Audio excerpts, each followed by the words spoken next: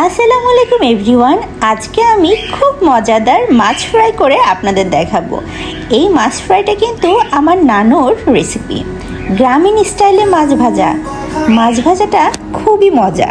এখন আমি মাছ ভাজাটা করে দেখাবো।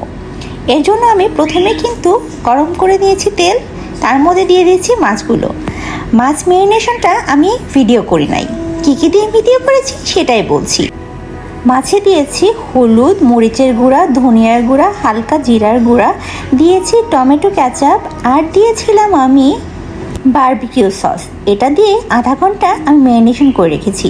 আর ভাজার আগে কিন্তু আমি লবণটা অ্যাড করেছিলাম, সাথে দিয়েছিলাম অল্প একটু সরিষার তেল। তো আমার মাছ ভাজাটা অলরেডি হয়ে যাচ্ছে। আমি একটু দেখে নিচ্ছি মাছ ভাজাটা হচ্ছে কিনা, আর একটু হবে। মাছ ভাজাটা কিন্তু আমার নানু খুব মজা করে রান্না করতেন, আর আমরা খুব মজা করে খেতাম। কী যে ভালো লাগতো। আমার মাছ ভাজার ফ্রাইটা হয়ে গেছে, এখন আমি একটু নামিয়ে নিচ্ছি। এখন ওই প্যানের মধ্যেই যে অবশিষ্ট তেলটা ছিল তার মধ্যে আমি একটু বেশি করে পেঁয়াজ, 1 কোয়া রসুন আর কিছু কাঁচামরিচ দিয়ে নিচ্ছি। এটার মধ্যে কিন্তু আমি হালকা একটু লবণ, মরিচ আর হলুদের গুঁড়া দিব। আর কোনো মশলা এখানে আমি অ্যাড করব না। এটা সুন্দর করে ভেজে নিব। এখন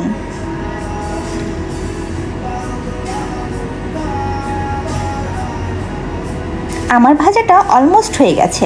এখন আমি মাছগুলো এর মধ্যে দিয়ে দিব এক এক করে।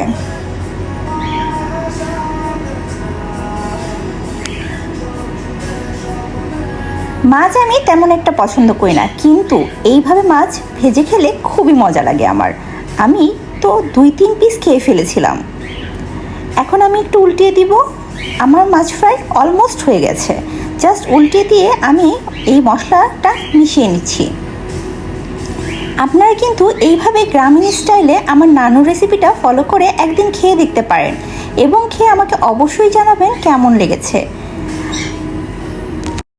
মাছ কিন্তু আমাদের জন্য খুবই উপকারী, কিন্তু আমরা মাছ খেতে চাই না, এটা একটা সমস্যা। কিন্তু এভাবে করে খাবেন, খুবই সিম্পল, খুবই সহজ। আমার মাছ ফ্রাই অলরেডি হয়ে গেছে, আমি এখন তুলে নিচ্ছি। সবাই ভালো থাকবেন, আল্লাহ হাফেজ।